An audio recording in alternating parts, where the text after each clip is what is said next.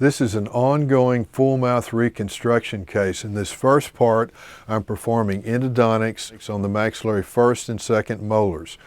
Why are we saving these teeth? It's a very good philosophical situation because you can see we've got advanced periodontal disease, interestingly, only between these teeth and in the furcation of the first molar. Now, what happens if we extract these teeth? There's not enough vertical bone between the alveolar crest and the sinus to place an implant without a sinus lift and bone grafting.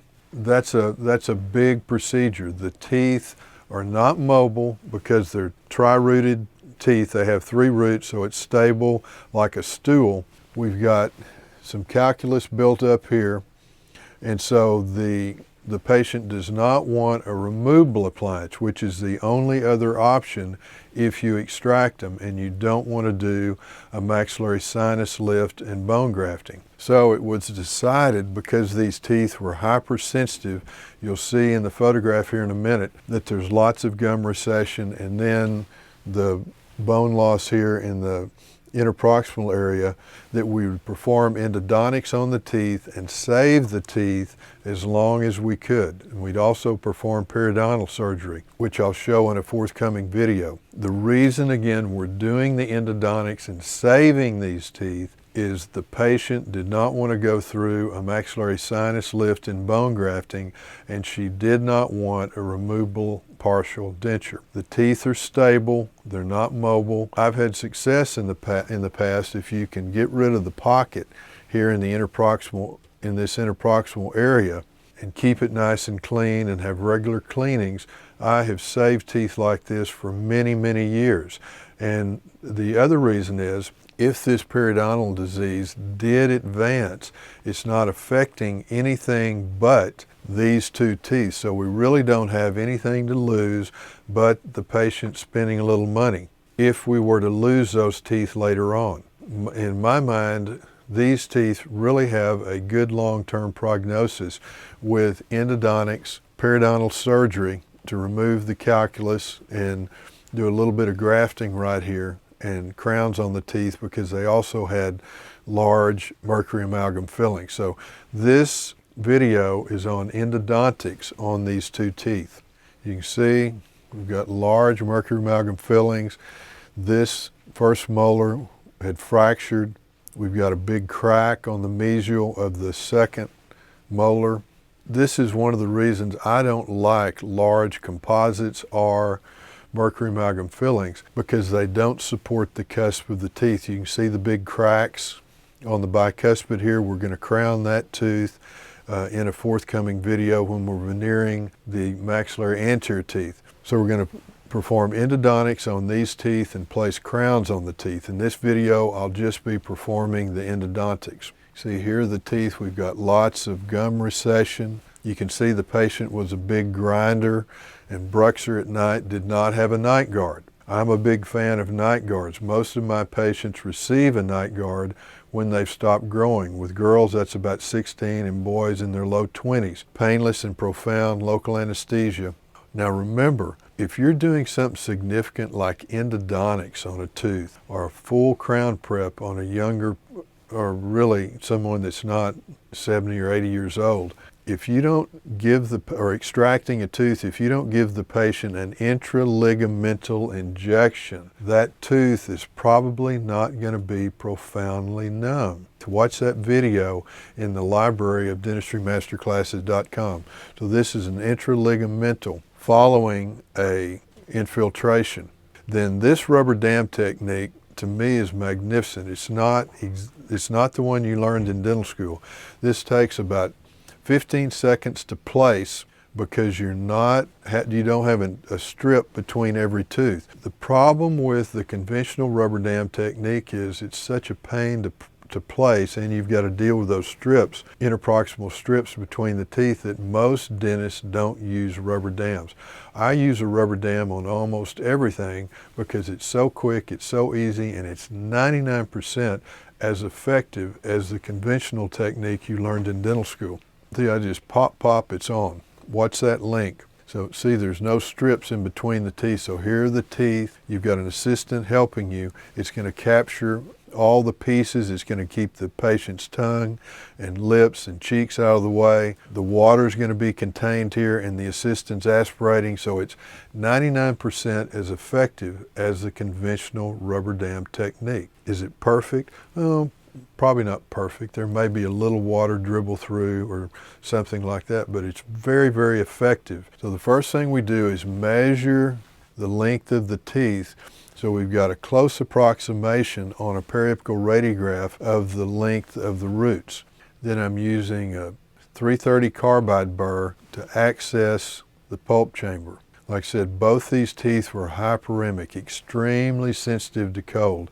So if we're going to save them, we had to do endodontics. Remember that. Pulp exposure or abscessed teeth is one of many reasons to do endodontics on a tooth. Hypersensitivity is another reason. If a patient can't drink hot or cold or have any exposure on that tooth, that's a good reason to do endodontics. If you have a tooth that's in the aesthetic zone and there's a lot of gingival recession such that you have to prep down on the root, that's another reason to perform endodontics on the tooth. A crown does not make a tooth less sensitive. It makes it more sensitive, if anything, especially if you have to prepare onto the root of a tooth because the tooth's in the aesthetic zone.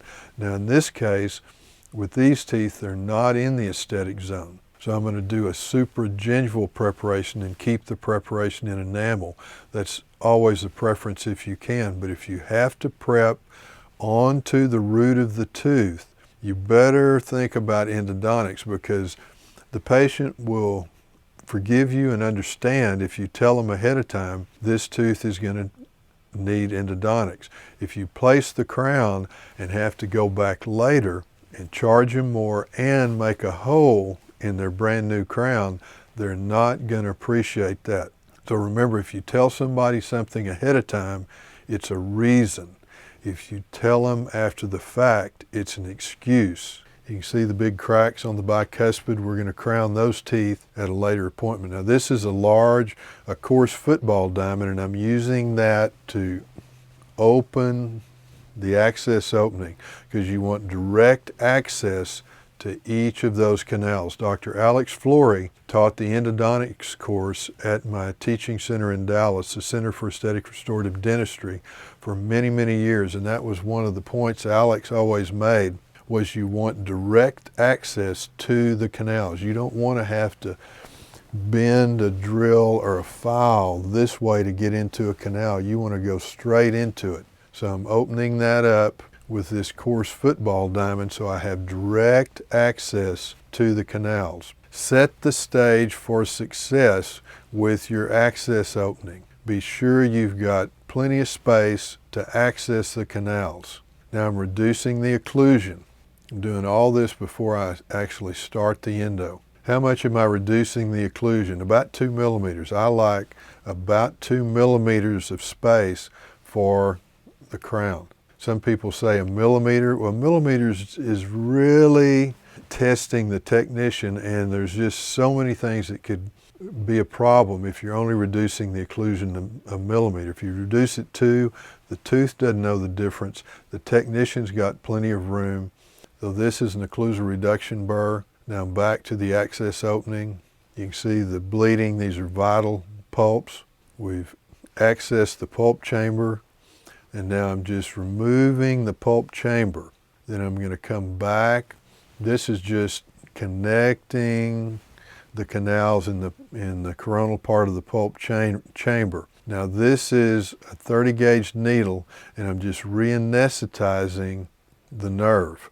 You can either use Citinest 4% plain or lidocaine, 1 to 100,000. That's just be sure everything is totally numb. Now this is a number 6 round burr on a slow speed handpiece, and you go into the coronal part of the canal and then pull up just to clean that out real well so you've got good access to the canal. Set the stage first. Now those are the instruments that I use for endodontics. This is a scalp file. This is the Brasileir real-world endo system, and it's a fabulous system, but that scalp file is worth its weight in gold because it will access anything, and it's very flexible. I've never separated a scalp file, and you can go down to the tip of the canal and access it so that things are open, and then you can follow it with hand files. So we've measured, got lubrication, which is sodium hypochlorite with water. Now I mix the sodium hypochlorite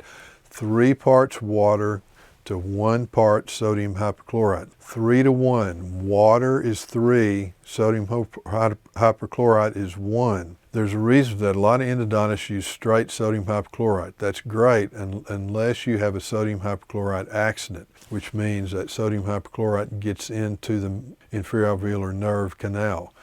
I've had a few patients present in my office that have had relatives have that happen. I had somebody talk to me about that the other day, that it happened to their daughter when she'd gone to an endodontist. It's not, certainly it's not on purpose, but it can happen. So I don't like straight sodium hypochlorite just in case any of it got into the sinus or into the inferior alveolar canal. Hopefully that'll never happen, but I want to eliminate the big mistakes. So let's go with 3 parts water, 1 part sodium hypochlorite. And I've used that for 40 years successfully.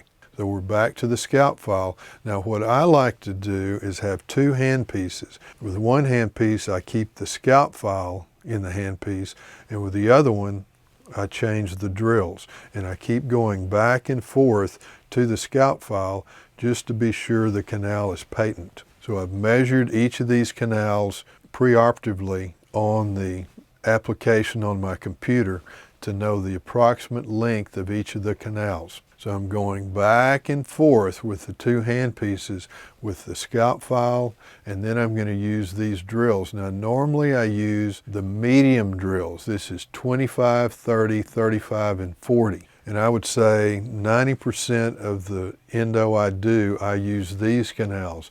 There's also a single file technique, the EJ02, which is very good. The only problem I've got with the EJ02 is if you open the coronal part of the canal and use the EJ02, you're going to fill the canal with a size 30 gutta-percha cone. Well, unless you add accessory cones to the coronal part of the canal, you're going to have voids in the fill, which is not the end of the world, but part of it's just personal preference. It just looks better if you've got that filled up with gutta-percha and sealer and there aren't any voids in it. So the EJ02 is a good technique. I've used it many times, but I've at least for now, I've gone back to the drill, several drills technique, just because the canal is completely filled with the gutta-percha cone and the sealer. Okay, so we're going back and forth here. This is called a crown down technique, which is a really good idea. What that means is you open up the coronal part of the canal first. The reason you do that is because it accepts the water sodium hypochlorite lubricant, and it pools it in that open part. If you've got just a little bitty thin thread-sized canal, it's harder for that lubrication to get down into the canal. So you open the coronal part first.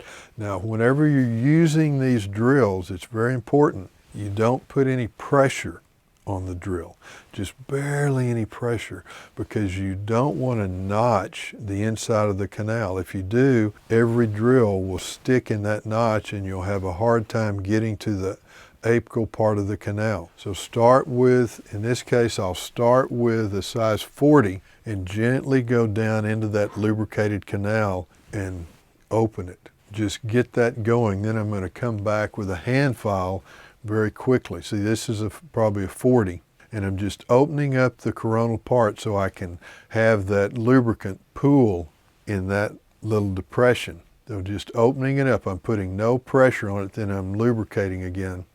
And this is just a regular syringe, and needle, you're not putting pressure with the sodium hypochlorite water solution. You're just squirting it into the coronal part of the tooth and letting it pool right there. And then your drills and scalp file and hand files will take it down into the canal, with the objective being this dissolves the little parts of the nerve down in the canal. Okay, so you can see I've accessed all 6 of the canals. We're just pooling it. See, I'm not putting that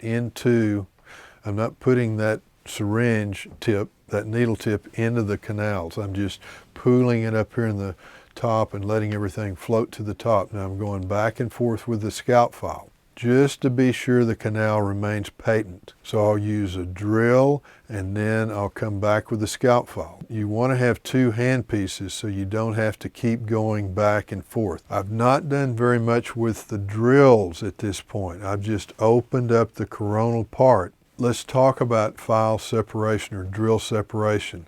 If you've cleaned out the canal well with the hand files and irrigated well, from time to time, everybody is going to separate a file. It's just going to happen. Well, if you've cleaned it out really well with that number 10 Hedstrom file and irrigated it real well, and you separate a file, it's not the end of the world. That file is going to be like an old silver point, and chances are 99% the tooth is going to be fine. You've just filled it with a silver point and you don't have to remove it. Now, I'm not encouraging you to be sloppy with your endo technique, but especially when you get into the larger files, the larger drills, you want to be sure you don't put any pressure on them, because they're the ones that normally would separate. I've never separated a scalp file, and I can't ever remember separating a smaller file, but I have separated a few number 40s. So those are the ones you want to be really careful with. Now, I haven't separated a file in a long time because I've gotten the hang of this technique and I've gotten used to it, and I know I don't want to put any pressure on it. So when you're starting with the technique, just remember, keep it patent, and before you do any drilling to the apex, be sure you clean the canal out and irrigate it well with either a number 10, either Hedstrom or K-type file. I personally like Hedstrom files because they cut better. Always bend the file before you place it in the canal. Then I'm just moving it up and down and cleaning it out. Now we're measuring with our apex locator, and that's perfect. With this system, you'd like to be at about 0.5 millimeter from the apex. So 0.5 is the perfect number. This is 0.4. I'm doing another canal and just up and down. Be sure the file is curved always before you place it in a canal, and be sure there's lots of lubrication. Now, for some reason, you can't get a good read on your apex locator. It just keeps going up and down. 0.2. 1.5, 1.2, you've probably got too much lubrication, too much moisture in the canal. So take your air water syringe and just dry it out a little bit, then put the file back in and measure, and you should get a good reading. This is the second canal, 0.5. Now we're going on, third one. Always curve it, always lubrication. 0.4, that's plenty good. Remember, if you don't get a good reading on that apex locator, it's probably because there's too much fluid in the canal. Okay, so these are my reads. Now, what about the MB2 canal? What about the MB2 canal? Always in endo circles, people talk about the MB2 canal. That means there's a mesial canal, and then the MB2 is a little canal that connects to the mesial canal. Well, I always try to get the MB2 canal if it's gettable, but many times you can't find it, or you can't get down in there. Well, I've been doing endo for 40 years, and to my knowledge, I've only had one endodontic procedure that's failed in that time. It was because there was a fracture all the way through the floor of the tooth. So don't stay up nights unable to sleep because you couldn't get an MB2 canal. Because it joins to the mesial canal like that, then all the rest of the canal is cleaned out and filled, and so I've never had a problem with it that I'm aware of. You're probably not either. I'm not saying don't get it if you can, but don't think this procedure has been a failure if you can't access the MB2 canal. Still just cleaning and filing.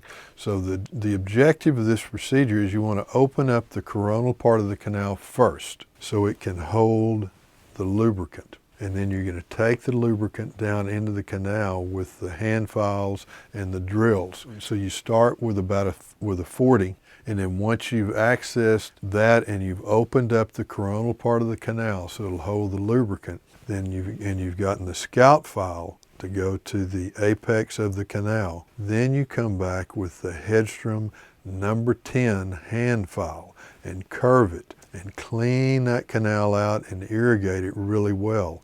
Then continue with the crown down procedure. That means you've used the 40. Next you're going to use the 35, and between each drill pick up the other handpiece with the scalp file that's measured on there. Take the scalp file to the measured length so you're sure that canal is remaining patent. And then you irrigate it out, then you come back with your 40, then 35, then 30, scalp file in between each time, and then 25. But as soon as you get to the apex or to the measured working length, then that's the end of the drills. So say you started with a 40 and you can't get to the apex with a 40 or 35, but you can get to the working length with the 30. Then that's as far as you have to go. You don't have to go with the 25 drill. And you've cleaned it out with your hand file and you've continued to check the patency with the scalp file. And so some people fill with gutta percha cone one size smaller than the last drill size, meaning if the last drill size was a 30, they fill with a 25 gutta percha cone. I like to place the gutta percha cone in the canal that's the same size as the last drill. So if the last drill was a 30, I'm going to place a gutta percha cone in the canal for a trial radiograph that's a 30. If for some reason it's a little short, then go with the 25.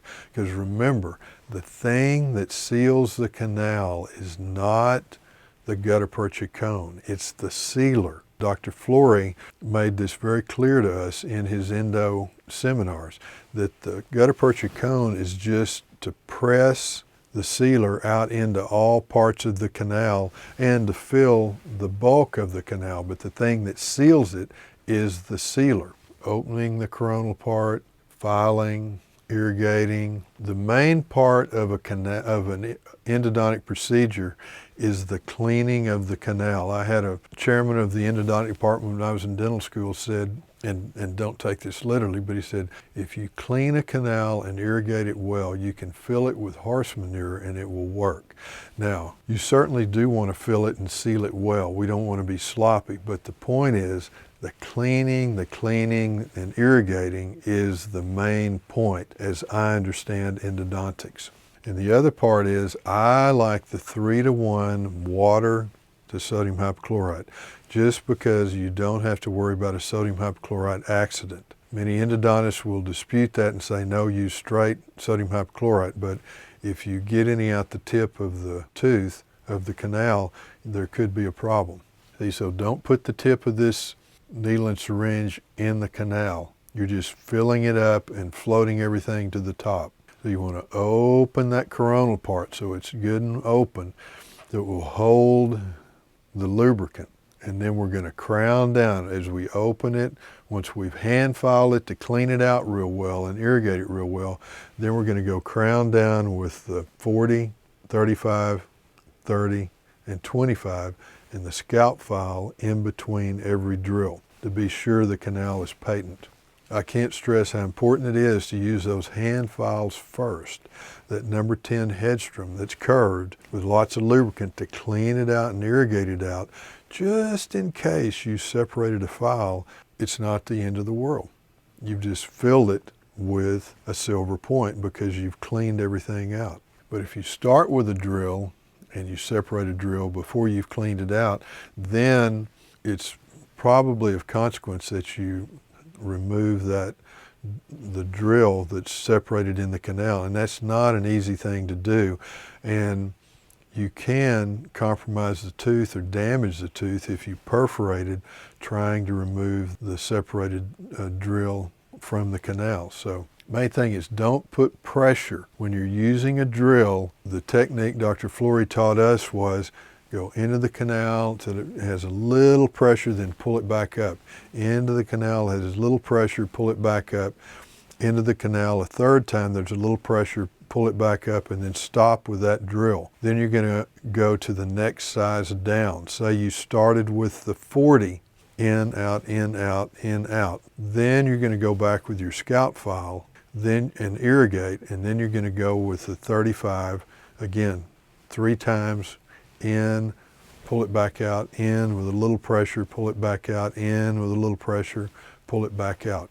Don't put much pressure, and you shouldn't have trouble with separated files. So you want this rubber stop to contact the rim of the opening. You've got a definitive stop there. Now this is the 30. Going back, and I'll go back and forth between these files, these drills. But I've always got the scout file on that second handpiece so I can ensure the canal is patent. So here we go.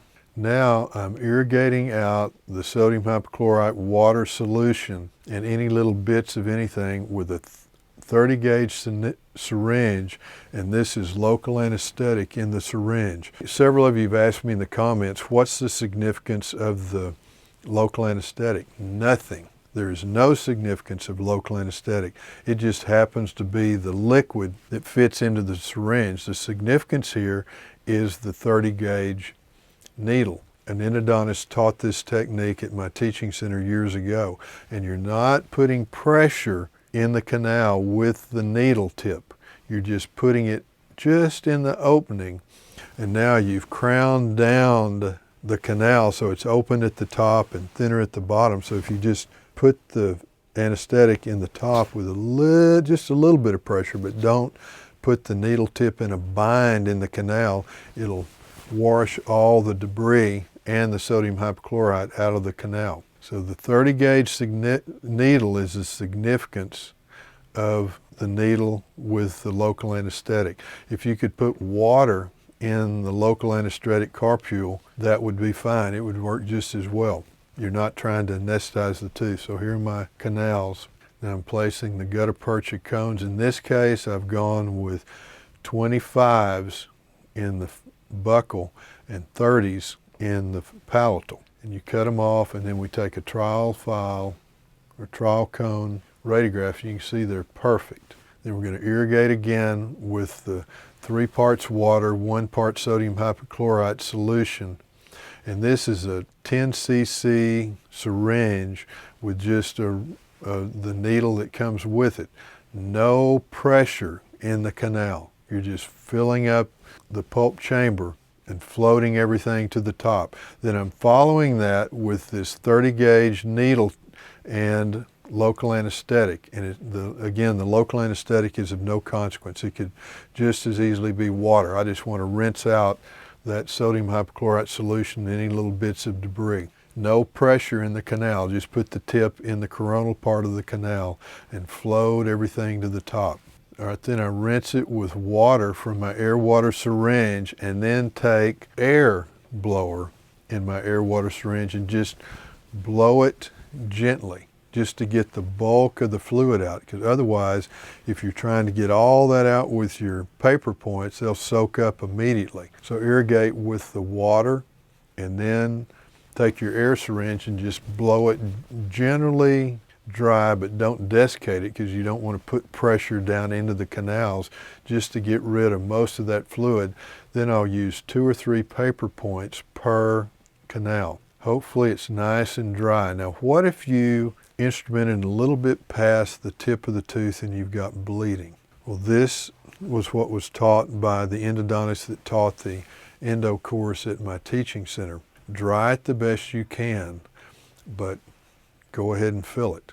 Just go ahead and fill it. Put the paper point, a large enough paper point, into the canal to stop the bleeding. You might even want to put a little hemostatic agent on it. And then immediately when you take out that paper point, fill the canal. Nice and dry. Now this is the Endosequence BC Sealer. Curve the tip and place it into a canal and put a little bit of pressure to squirt the sealer as far into the canal as you can go. Then it's a single cone technique. Put the cone firmly into that canal. Then you're going to remove the coronal part with that heating element. Then take a condenser, put some pressure on the seared coronal part of that cone. And normally I do them one at a time. Then into the next canal and put a little bit of pressure with the sealer to squirt it into the canal. Place the cone, sear it with the heating element, then condense it. Now the third canal. And don't move the tip of the BC Sealer up and down or you'll incorporate air bubbles. Just put it in the canal, squirt it with a little pressure and bring it out. Then put the cone in. Single cone technique. Remember, the sealer is what's actually sealing the canal. Sear that off. Now this is not my technique. I didn't invent this. This is the real world endo technique taught at my teaching center in Dallas by Alex Fleury and a couple of other endodontists. So this technique really works well. Now we're on to the first molar. Just straight in with the gutta percha cone. Don't move it up and down either. Just put it straight into the canal. You don't want to incorporate air bubbles. Condense it. And the next one, you see how it's filling from the apex up.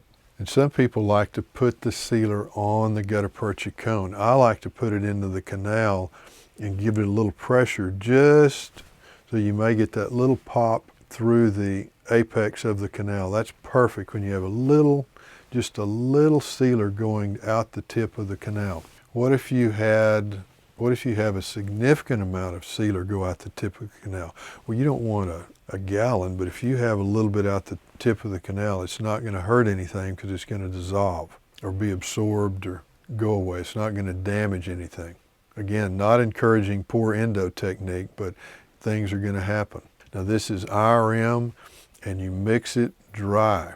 First spatulate it, and then you take your fingers, your gloved fingers, and you squeeze the part you've spatulated into the powder so it's pretty dry and pretty firm. If it's moist and gooey, it doesn't work as well. So just press that into the hole. Now why do I use IRM? It's easy, it's quick, and it's effective, and it's not going to be exposed for a long time. We're going to place a crown on the tooth. And some people say, well, IRM will affect the set of composite, the composite cement, or a composite restoration. I've never had an issue with that in 40 years of using it, because I'm sure it's set all the way before I place composite near it, including composite cement. You can place a composite buildup if you want to. I've just always used this because it's so simple, but you need to mix it. You can see that's pretty firm. You want to mix it densely so that it's nice and firm and not gooey. Then once it sets, I come back with this rubber wheel sometimes and just polish it a little bit around the edges so you don't have any sharp edges. Now we're obviously going to place crowns on these teeth at a forthcoming appointment. So this is just making it comfortable for the patient. You don't want to leave the IRM for a long time. It's not a permanent restoration, but it's fine for a few weeks. Now, I've performed the periodontal surgery here, and that's in a forthcoming video. We've veneered the anterior teeth, or we're veneering them and placing crowns on the bicuspids. That's in forthcoming videos also. So this is just the endo sequence. So that's the Dental Minute. These techniques work, and they work every time. Don't you want to take your practice to the top tier? Subscribe to dentistrymasterclasses.com for an organized library of all the Dental Minute videos, plus many complete comprehensive cases and so many important articles that you can only find right here. New cases are added weekly, and it's only $20 a month. Subscribe today.